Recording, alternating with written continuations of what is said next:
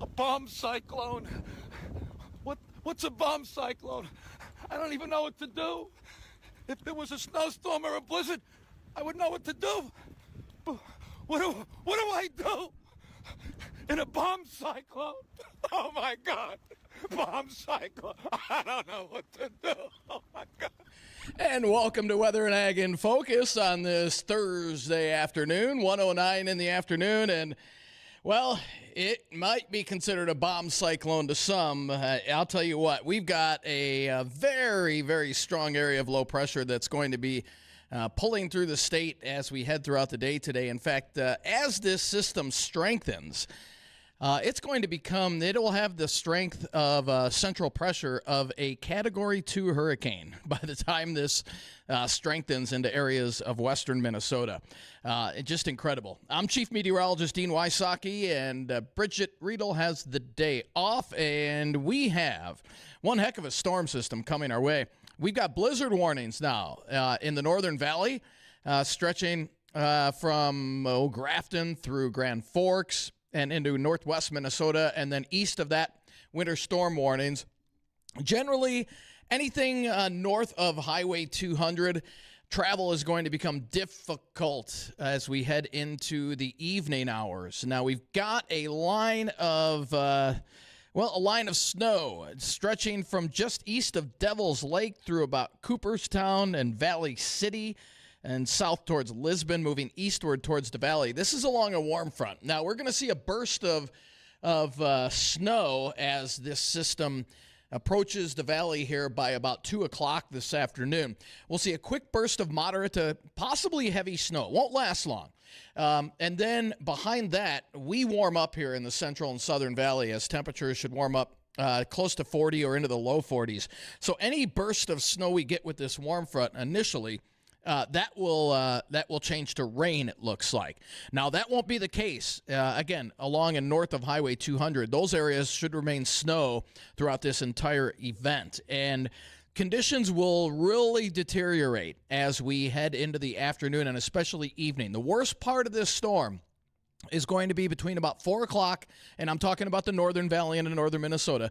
Worst part of this storm is going to be between 4 o'clock this afternoon and midnight tonight. That's when the winds will start to ramp up, and we'll experience blizzard conditions in the Northern Valley into northern Minnesota, from Grand Forks through Thief River, Bemidji, over towards Grand Rapids. All of those areas will experience blizzard or near blizzard conditions as we head towards evening. Here in the FM area, again, we'll get that quick burst of snow changing over to rain as the warmer air pushes into the valley. And then as we head towards evening, we'll get on the backside of this system, winds ramp up, and we will see those winds gusting up to and possibly even over 50 miles an hour, and total snowfall expected about 3 to 6 inches in the Northern Valley into northern Minnesota. Sharp cutoff once you get south of Highway 200. In fact, areas in and around the FM area, probably a half inch to an inch. So snow's not going to be the problem here, but the winds are. And not often do you see the Storm Prediction Center highlight part of our area with the possibility of severe wind gusts due to thunderstorms. That is a possibility just southwest of the FM area. As we get into the warm sector of this storm towards evening, we could pop off a few thunderstorms, and some of those could contain severe wind gusts. So that's something we'll be keeping a very close eye on as well. So everything from a blizzard to the possibility of severe wind damage due to thunderstorms as we head into this evening. So a pretty messy looking forecast, and it looks like it will slowly improve as we head into Friday, with the winds being a little gusty in the morning, but then relaxing as we head throughout the afternoon.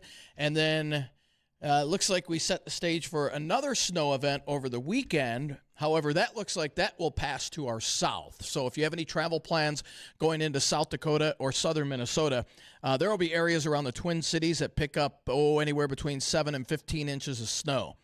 So travel not recommended to our south over the weekend, and that would be a Saturday night, Sunday event to our south. We'll be right on the northern end of that. The northern extent of that snow band will reach about the 94 corridor, where we could pick up another inch or so of snow here in the FM area Saturday night into Sunday. And then we finally start to see changes next week. Now, what a swing in temperatures. We're going to go from the teens for highs on Monday to the 50s to near 60 by the end of next week. So a crazy swing in weather as we head from this weekend into early next week. So once again, if you're going to be out and about today, blizzard warnings in effect for later this afternoon for the Northern Valley, Grafton to Grand Forks, and stretching over towards Thief River.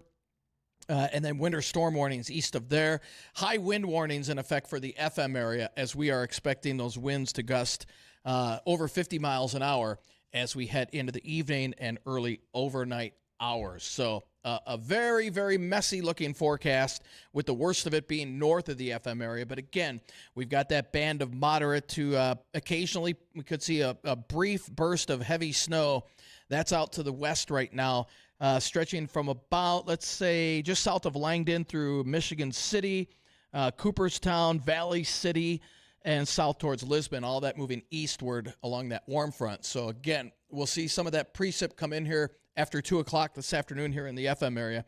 And it could get a little slick briefly, but again, as that warm air pushes in quickly behind that, everything will start to melt. So that's good news there. So, whew.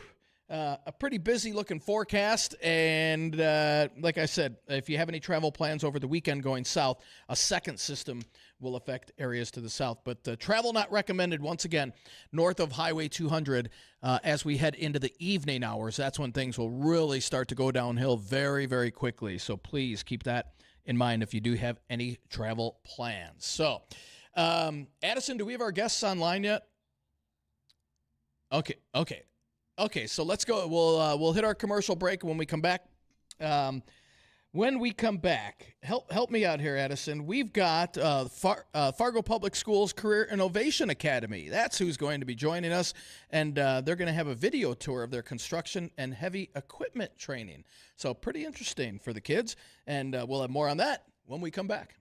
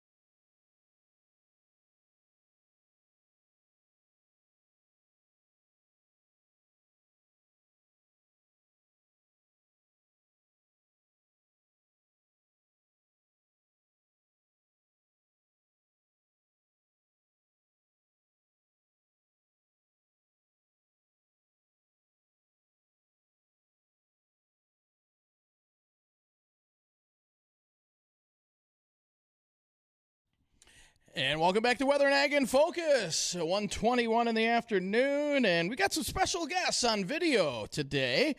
We've got some students from the Fargo Public Schools Career Innovation Academy. Welcome to Weather and Ag in Focus, guys and gals. How we doing? Good. Introduce yourself, please. I'm the instructor. I'm Mr. Wise over here at the Career Innovation Center, and this is one of my students here. I'm Addison. Well, how you guys doing today? Doing great. I'm good. All right. So explain a little bit to us about what you guys do. So with heavy equipment, we are teaching our guys here the basic controls, what all goes on in the industry of heavy equipment, basic controls, safety, and getting the experience of what goes on in operations. Fantastic. And Addison, we'll put this first question to you. What made you interested in the heavy equipment operations program? And I guess what has surprised you the most since starting this? Well, I've known that I'm going to be in construction for a while now. I'm planning on going to a 2-year college to pursue construction. And I know that heavy machinery is always going to be involved in construction. So I may as well learn it to get ahead in my job. So I'd say the most surprising thing is it's not as difficult as I thought it would be. I thought it was going to be a lot more work and a lot harder. Really? So it comes easy to you? Yeah, somewhat. Good deal. And tell me, how does operating large equipment, how does it help you better understand the agricultural world or construction here in North Dakota? Can you repeat the question? Sorry. No, that's okay. How does operating large equipment, how does that help you better understand the agricultural world, or how does it help you understand better the construction here in general in North Dakota? Well, North Dakota is always going to be agricultural, and even just knowing how to use the machine just helps you so much more. And in construction, if you know how to do basically everything that there is to do, you can do it all. So even just having big equipment on construction sites, knowing how to use it and take care of it, that helps you a lot more than if you just knew how to do construction. And it helps me understand, it helps me understand space, like how big of a vehicle it is or machine that it is. That gets me more spatial awareness skills, and that's really helped me so far. Gotcha. And Mr. Wise, how many students do you have? Currently, we're running 10 students right now for our first year of this program. Oh, so it's the first year of the program. Okay. How have expectations gone so far? They've been fantastic, actually. These guys, they've walked into this room ready to learn and want to know more about the career, what all goes involved with agricultural and construction. That's fantastic. So your first year, everything is above expectations. Where do you see the program, let's say, in 5 or 10 years from now? What would your expectations be going down the road? 50 kids. Okay. 50 kids involved in the program, more simulators, more sandbox time out at the fairgrounds when we get that chance. And yeah, just love seeing the program grow. Now, have the kids gotten, so you mentioned simulators, so obviously you're working with that. Do they get actual hands-on experience out in the field at all? I mean, being a new program, have you guys gotten to that yet?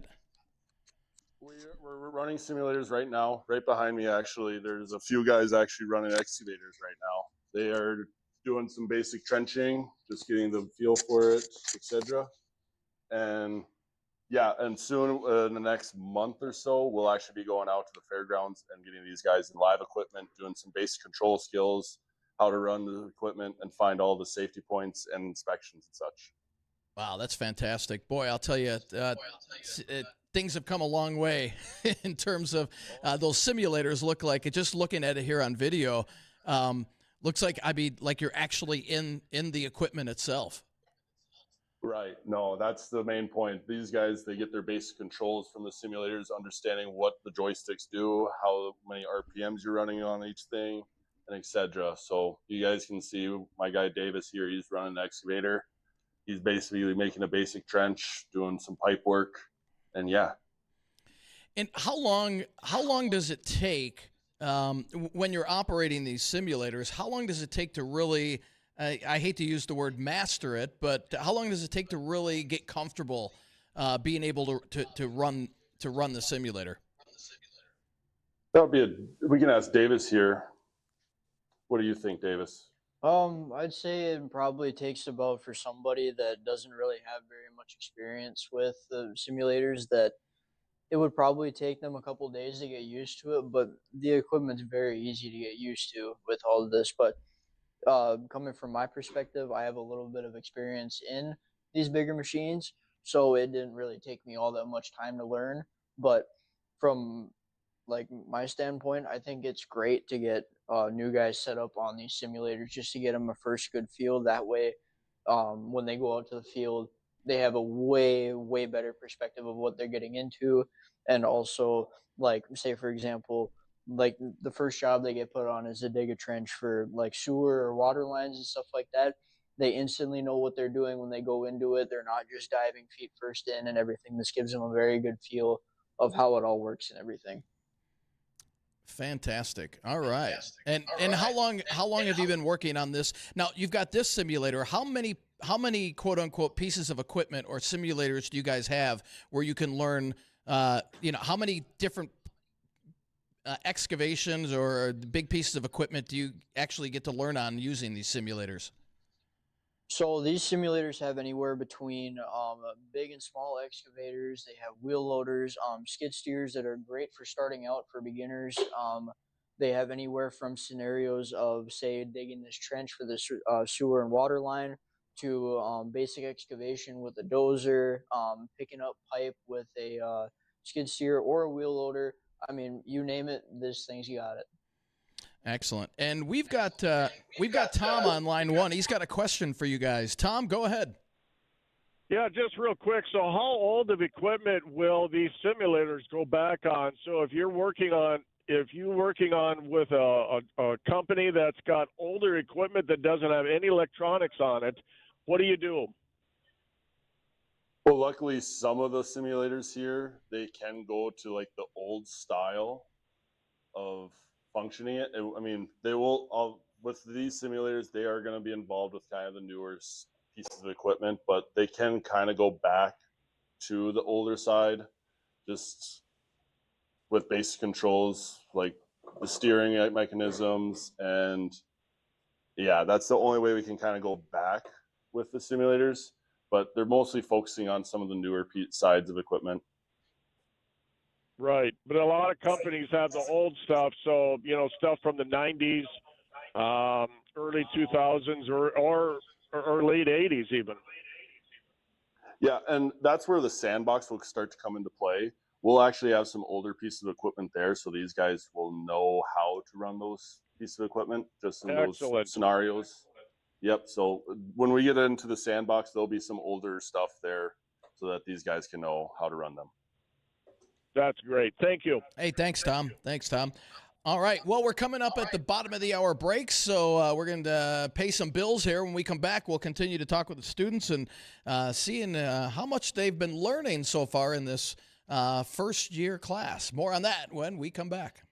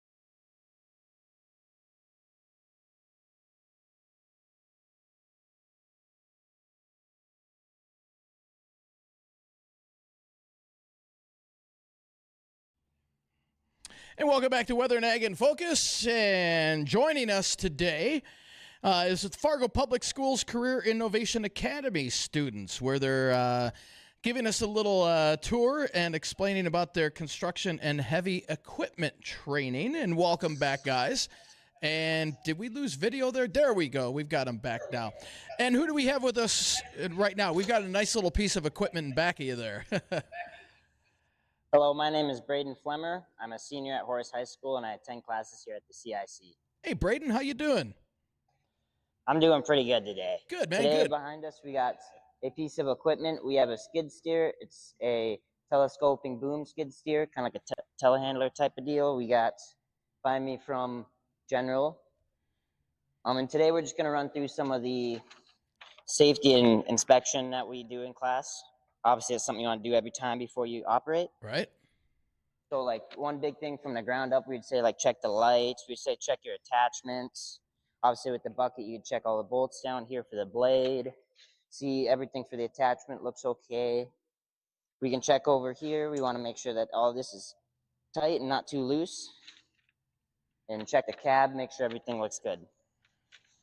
Gotcha. All right. Now, Braden, this is your first year in this class, correct? Yes, sir. All right. Now, question for you. Where do you see yourself using these skills in the future, whether it be ag operations, construction, infrastructure, or are you thinking something else entirely?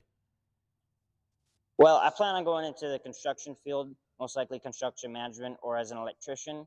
Not so much that I'll be working necessarily with heavy machinery, but I figured that it's important that I kind of know a little bit about every part of the industry before I go into any aspect of it. Okay. And a couple more questions. How has learning on real equipment changed the way you think about safety, teamwork, or even problem solving? It helps tremendously. Like, one of the big things I would say is when we practice our hand signals, like being in a cab compared to just being out here and doing it with each other is total eye-opener. Like, you can't really hear a lot in a cab. Sometimes your vision's a little obstructed. And it's little things like that helped me a lot with learning actually with the equipment.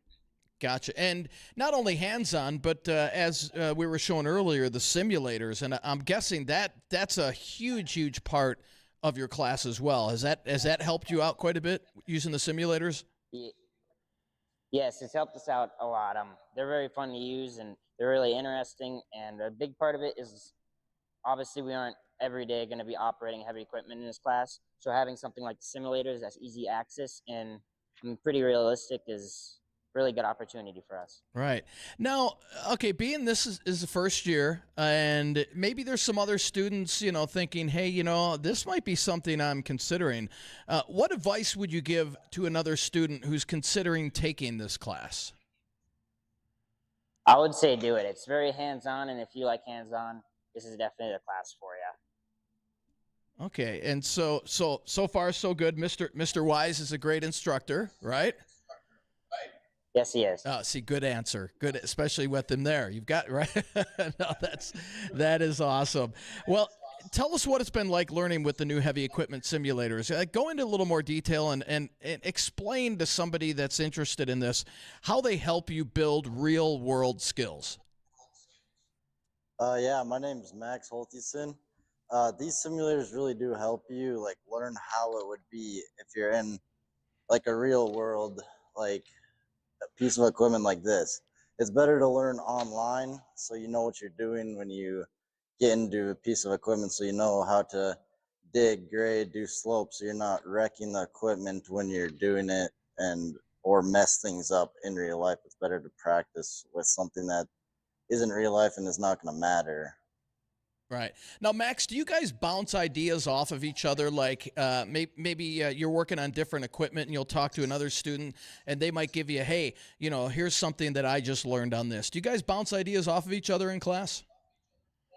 Yeah, some people know more than others about this. So some of the more skilled people, like the seniors, I'm a junior.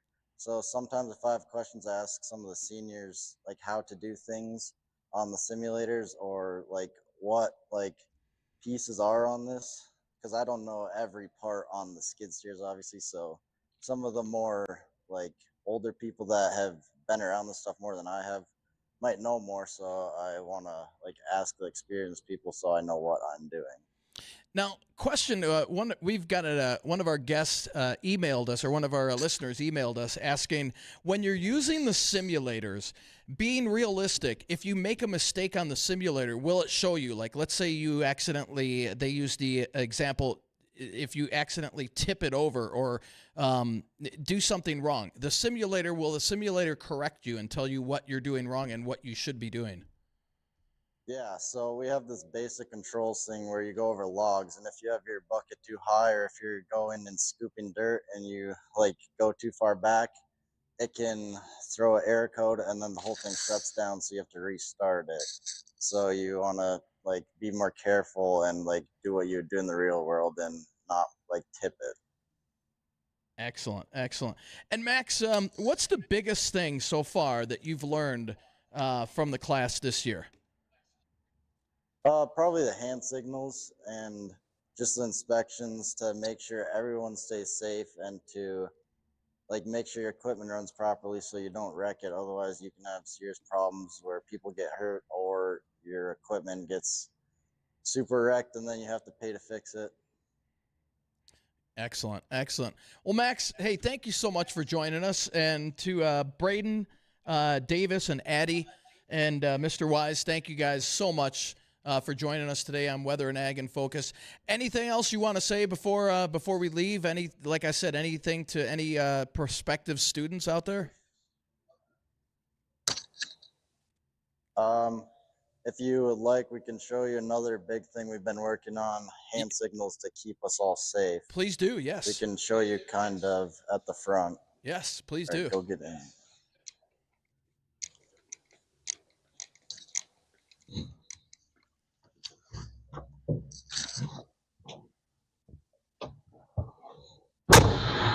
So you put your thumb down for him to dump the bucket if you have stuff in it, or to dig into the ground. If you're trying to scoop the dirt into your bucket, you want to put your thumb, like twist it up.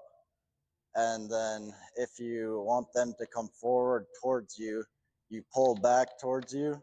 Or if you want them to go backwards away from you, you push away from yourself. So they go like away from you, since it's kind of opposite of what it would be. And then if you would like them to stop if something happens, you just push your like right arm forward or one arm forward. And then if you want them to raise the boom, you just push your arm up. Or if you want them to go down, you just push your arm down. So things you obviously have to know once you get out in the field itself.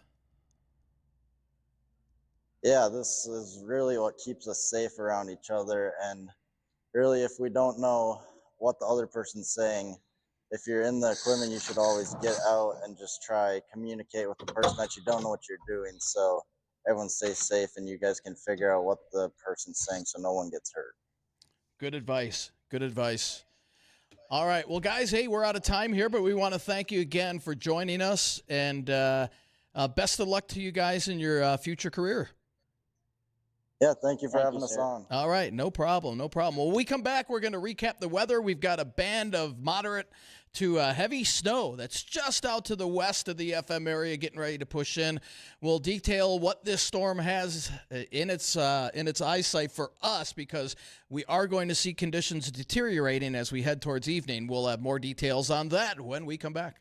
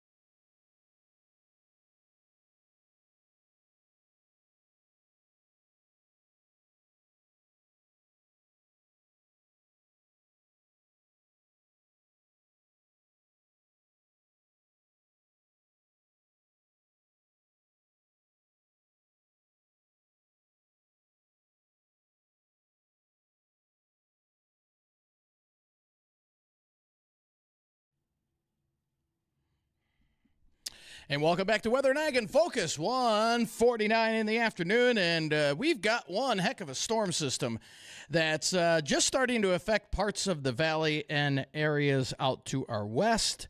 In fact, we're looking at a very, very strong area of low pressure that will continue to intensify as we head into the evening hours. Now, there are blizzard warnings right now that are in effect.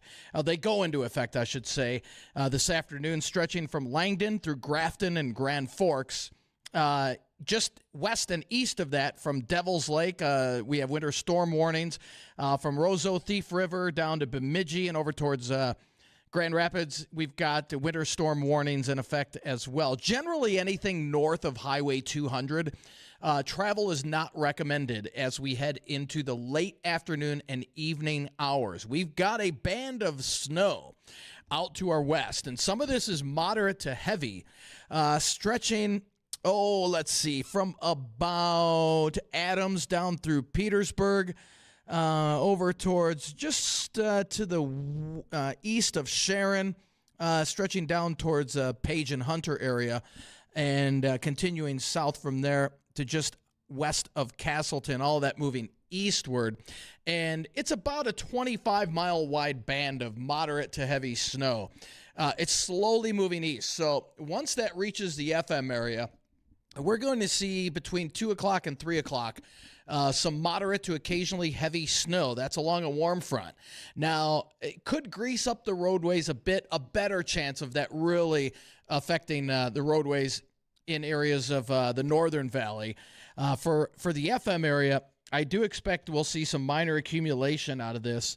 And the thing is, as this band moves through, we are going to see temperatures warm up behind this initial band of snow. So keep that in mind. Conditions may get a little slick, but that will improve. Now, taking a look at road reports right now, we've got, let's see, just on 94, once you get towards Valley City, we're getting some snow-covered roads being reported there. Up around the Cooperstown area, we're getting snow-covered road reports. Highway 2 from Devil's Lake westward, we're getting reports of snow-covered roads. In fact, once you get to the central part of the state, out towards Minot, north-central part of the state, we're looking at travel not advised there. So, again, generally anything north of Highway 200 as we head into late afternoon, that's where conditions are going to deteriorate rapidly. We're going to see that band of snow. And again, we could see a burst of heavy snow here between 2 and 3 o'clock approaching from the west. That will quickly change over to rain, at least in the FM area, will as we head towards evening. But areas north of Highway 200 expected to stay in the form of snow throughout. Might mix in a little bit of rain, but mostly snow. Now, the winds really start to ramp up as we head after 5, 6 o'clock tonight. So we're going to get the initial burst of snow, and then that will continue in the Northern Valley. Now, we'll start to realize these blizzard conditions from Grand Forks and eastward, and even west out towards Devil's Lake. We'll start to realize these blizzard conditions more so after 6 o'clock tonight. That's when the winds really start to ramp up, and travel will not be advised as you head north. Again, generally north of Highway 200, travel is not going to be advised as we head towards evening due to snow and blowing snow. So once we see the initial band pull through the FM area, and again, we'll possibly mix this in with rain, we could actually see thunderstorms developing to the southwest of the FM area, and some of those could be on the strong side, producing severe wind gusts. So we've got blizzard conditions on one side of this storm and the possibility of strong thunderstorms developing this evening just to the southwest of the FM area. Now, as we head after dark, about 7, 8 o'clock tonight, the whole system will start to slowly inch eastward into western Minnesota. We'll get in on the backside of this system with very strong northwest winds, producing the blowing snow north of Highway 200, and we'll even see snow showers wrap back in on the backside of this system into the FM area. Now, snowfall totals, generally we're looking at about 3 to 6 inches along and north of Highway 200. The heaviest amounts along and north of Highway 2, where there could be some 6-7 inch amounts stretching into northwest Minnesota as well. So, again, that's why travel not recommended to the north. I think here in the FM area, we're looking at probably, about a half inch to maybe up to an inch of snow. A lot of that's going to melt, though, once the warmer air pushes in as we head towards the evening hours. So, again, initial push of some moderate to occasionally heavy snow here between 2 o'clock and 3 o'clock. That's when it pushes into the valley.